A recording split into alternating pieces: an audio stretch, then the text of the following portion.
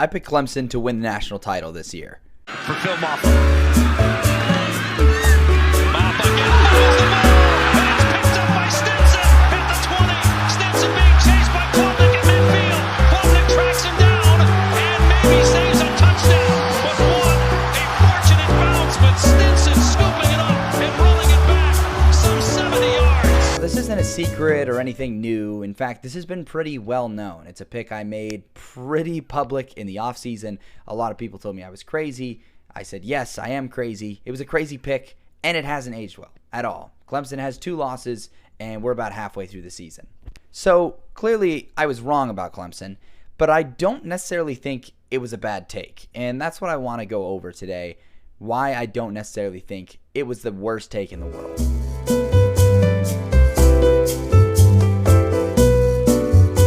So the original question is, what did I think Clemson would be? Like, what did I think they would look like if they won the national title? And I thought they would look like a national title contender, not the favorite. That's the common misconception. People saying, oh, Clemson was your national title favorite. No, I had Georgia #1 preseason. The entire time, I never had anyone else at #1. They were my favorite. However, Clemson was my national title pick because I didn't want to pick the favorite. I wanted to be a little bit more exciting. This is my first year kind of doing full season predictions for college football, and so I'm learning, and I've learned that maybe it's not worth the gamble because of how bad it makes things look, and maybe in the future I'll be a little bit more boring with my national title pick. Now, there are plenty of reasons that I thought Clemson could be a national title contender this season, and that's largely due to the defense. The defense had a lot of returning starters from what was an excellent defense last year. They had Barrett Carter, they had Jeremiah Trotter, they had R.J. Mickens, they had Tyler Davis. They had a lot of things to really like about the defense. And offensively, that was the key swing point. I thought that this offense could significantly improve from last year's disaster class, and it had to do with a couple of key factors. Now, the first and most key thing that changed with the offense is the offensive coordinator. I thought Garrett Riley was a huge upgrade over Brandon Streeter and one of the best offensive minds in football. I thought that would really mean a lot. And then the upgrade from DJ Uiagalelei to Cade Klubnik. Now, the main concern with this offense in the offseason was an apparent lack of weapons. People didn't really believe in what was there existing. They had guys like Bo Collins, a young guy in Tyler Brown, Antonio Williams. On the outside, there just wasn't a lot to get excited about, and I understood those concerns. But I also understood that Garrett Riley did an excellent job of making those guys appear in an offense. And I thought there was enough talent there, and having Will Shipley and Phil Moffa, I thought also would further help that. And the fact that Cade Klubnik, I just thought was a significantly better distributor than DJU. But another, I think, clear factor that really factored in when I was making this pick is the fact that Clemson played in a really weak ACC, and it's an easy path. And despite all of Clemson's flaws last year, they were undefeated in ACC play, which I put a lot of stock into, and I said, wow, if they could go undefeated with that dreadful of an output on offense and that dreadful of a finished product altogether, what is this team capable of doing when they improve the offense? And the offense is a strength of the team, and if Garrett Riley can come in and do that kind of stuff, and they got Florida State at home. They had a home game against the Seminoles, and so even if Florida State was just as good as everyone thought they were going to be in the preseason, I thought getting that game at home really, really mattered.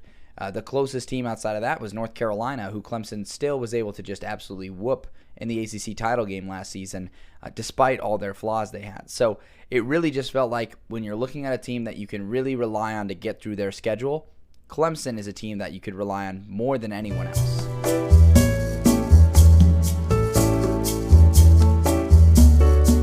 So this begs the question, who is Clemson actually? What did their actual season turn out like, and what is this team? Well, the answer is they're very eerily similar to 2022 Clemson, and that's a team that has a championship-level defense that is really excellent, plays well as a cohesive unit, and just a completely puzzling, poor offense that completely holds the team back and is often more detrimental than it helps with the turnovers.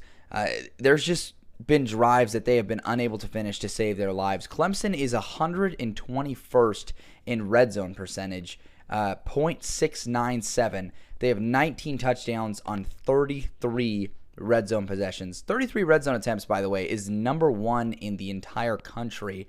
and yet they have such a low percentage. They just cannot execute. They can't finish drives to save their lives, and it's just pretty brutal. The DJ to Cade Klubnik jump hasn't happened. Garrett Riley's offense has looked pathetic, and the play calling has been questionable, to say the least, for the Tigers.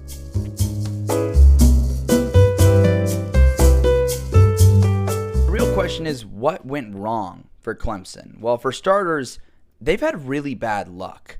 I mentioned earlier that they had 33 red zone possessions, which is tied for first in the entire country. It's insane that they have more red zone possessions than any team in the entire country, and yet one of the lowest percentages. Now, you can say that's more of a skill issue with not being able to finish off drives, and there's some validity to that. There's been a lot of cases where Garrett Riley has given Cade Klubnik an opportunity to become a better distributor with some RPO options and things that really put the offense in Klubnik's hands. He just hasn't executed that.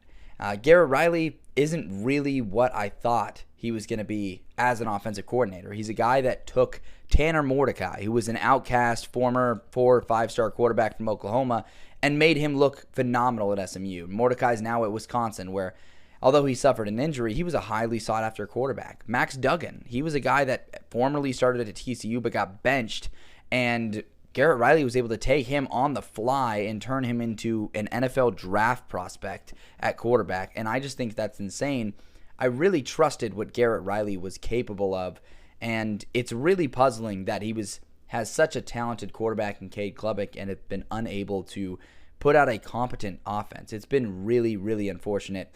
Along with the bad luck, they've also lost 8 fumbles this season, which is the third most in college football. And you think to their 2 losses against Duke, they never had a chance because of how often they turned the ball over. Against Florida State, they fumbled the ball on multiple key moments, and they had that big scoop and score for Florida State that kept them in the game.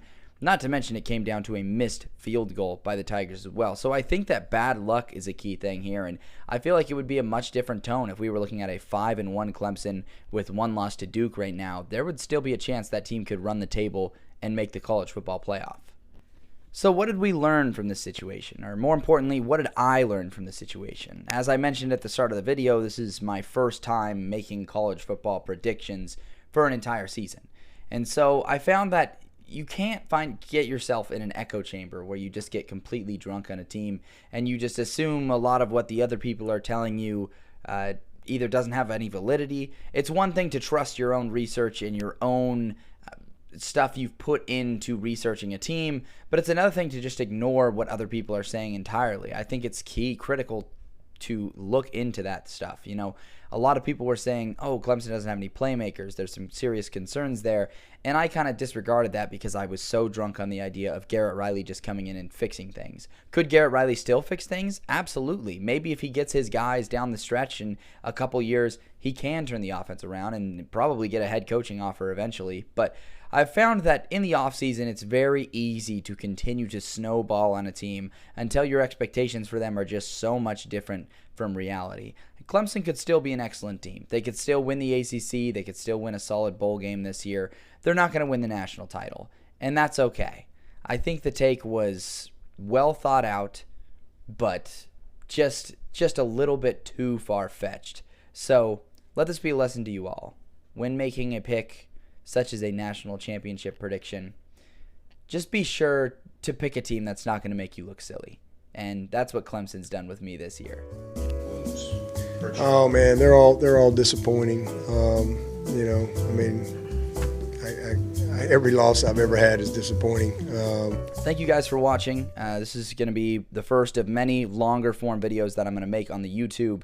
Let me know down in the comments if there's any other subject that you'd like me to go in depth on like I did on this one. I'm going to be doing this a little bit more on YouTube, so don't forget to like, comment, subscribe, do all the YouTube stuff. And I will look forward to bringing you guys more longer form content such as this.